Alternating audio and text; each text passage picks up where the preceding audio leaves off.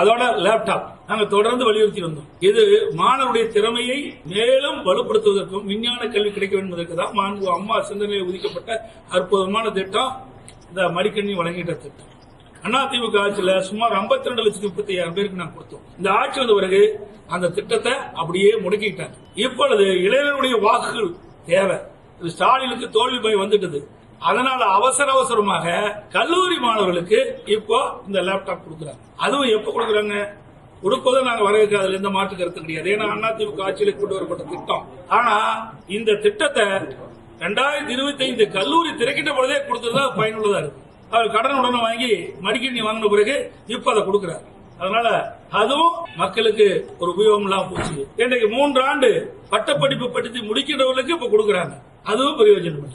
கொடுக்கின்ற அந்த பொருளையாவது உரிய நேரத்தில் கொடுத்தா தான் அந்த மாணவர்களுக்கு பயனுள்ளதாக இருக்கும். அதுவும் கிடையாது. அதுவும் நடவேண்ட சட்டமன்ற பொதுத் தேர்தல் அவருடைய வாக்குகள் பெற வேண்டும் என்ற அந்த அடிப்படையிலே அந்த மையத்தின் அடிப்படையில் தான் இந்த திட்டத்தையும் இந்த லேப்டாப் திட்டத்தையும் அறிவிச்சிருக்காங்க.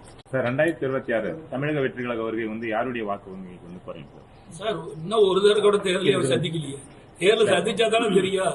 தேர்தல் சந்திக்கிறதுக்கு முந்தி யாரையும் கண்டுபிடிக்க முடியாது. நம்ம தமிழக வாக்காளர் பெருமக்கள் விழிப்புணர்வுடைய யாருக்கு வாக்களிக்க வேண்டும் என்று நன்றாக தெரியும். எந்த ஆட்சி வந்தா நாட்டு மக்களுக்கு நன்மை கிடைக்கும் என்பதும் தெரியும். இன்னைக்கு அதிமுக 31 ஆண்டுகாலம் ஆட்சி புரிந்த கட்சி, பொன்விழா கண்ட கட்சி.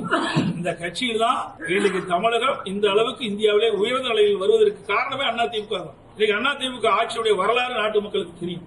அதிமுக ஆட்சியில இன்றைக்கு மாணவர்களுக்கு கொடுக்கப்பட்ட பல நன்மைகள் நன்றா தெரியும். எத்தனை கல்லூரியில் நாங்கள் திறந்திருக்கிறோம், எத்தனை மாவட்டத்தை நாங்கள் உதயமாக்கி இருக்கிறோம், எத்தனை தாலுகா திறந்திருக்கிறோம், எத்தனை மருத்துவக் கல்லூரி, சட்டக்கல்லூரி, இப்படி எல்லா வகையிலும் அதிமுக ஆட்சியில தான் நாட்டு மக்களுக்கு நன்மை கிடைச்சிருக்கு.